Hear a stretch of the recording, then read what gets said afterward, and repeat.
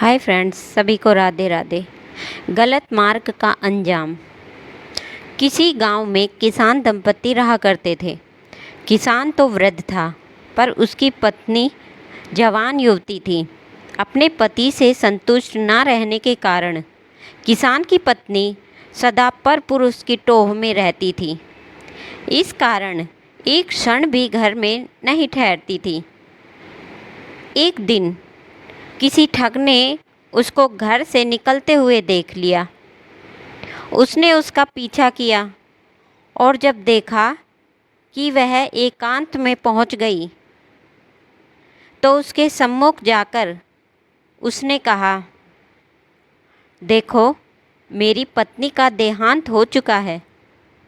मैं तुम पर अनुरक्त हूँ, मेरे साथ चलो। वह बोली, यदि ऐसी ही बात है तो मेरे पति के पास बहुत सा धन है। वृद्धावस्था के कारण वह हिलडुल नहीं सकता। मैं उसको लेकर आती हूँ, जिससे कि हमारा भविष्य सुखमय बीते। ठीक है, जाओ। कल प्रातःकाल इसी समय इसी स्थान पर मिल जाना।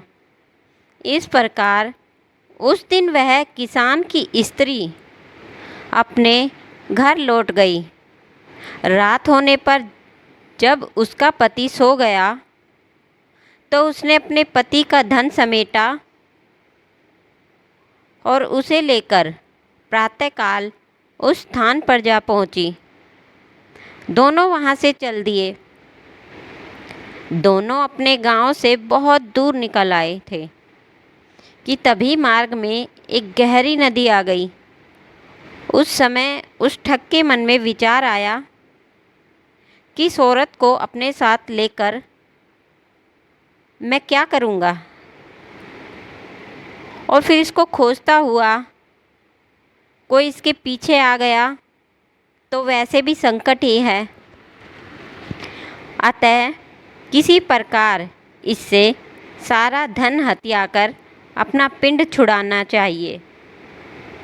यह विचार कर उसने कहा, नदी बड़ी गहरी है। पहले मैं गठरी को उस पार रखाता हूँ, फिर तुमको अपनी पीठ पर लाद कर उस पार ले चलूँगा। दोनों को एक साथ ले चलना कठिन है। ठीक है, ऐसा ही करो।